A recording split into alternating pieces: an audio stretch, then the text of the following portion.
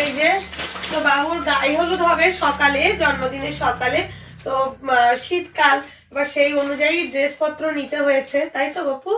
তো আমরা তো সবাই হলুদ শাড়ি আর পাঞ্জাবি পরবে ছেলেরা, কিন্তু যদি আমরা গপুও হলুদ শাড়ি মানে ড্রেস পাঞ্জাবি পরে তাহলে তো কেমন একই রকম হয়ে যাবে। তাই আমি ওর জন্য, আমরা সবাই হলুদ পরবো আর ওর জন্য সাদা পাঞ্জাবি ধুতি নিয়েছি। দেখুন তো কেমন হয়েছে এটা।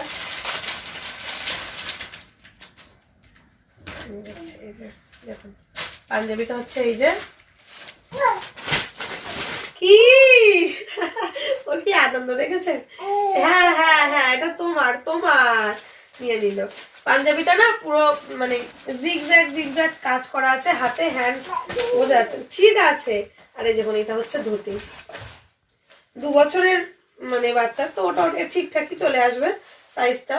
তো এইটা নিয়েছে ধুতি, তাহলে কি মানে সবার হলুদের মাঝখানে সাদা ভালো ছবি আসবে। যেহেতু শীতকাল সেহেতু ওকে তো শুধু এরকম সাদা ধুতি পাঞ্জাবি পরে জল ছাপতে যাওয়া যাবে না অনেক সকালে, কারণ আমাদের দুপুরে অনুষ্ঠান। তার আগে আমার সাজাগোজা আছে, ওর সাজাগোজা, খাওয়া ঘুম আছে। তো আমাদের জল মানে সইতে যাওয়াটা মোটামুটি 8:30 আমরা বাড়ি থেকে বেরিয়ে যাবো সেটা ভেবেছি। তো তখন অনেক সকাল, তাই ওর জন্য ওই সাদার উপরে পরার জন্য এই দেখুন এই জ্যাকেটটা নিয়েছি, হলুদ জ্যাকেটটা।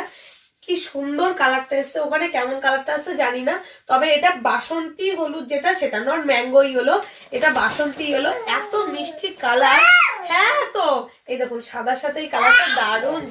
দেখো কি দুষ্টু করছে।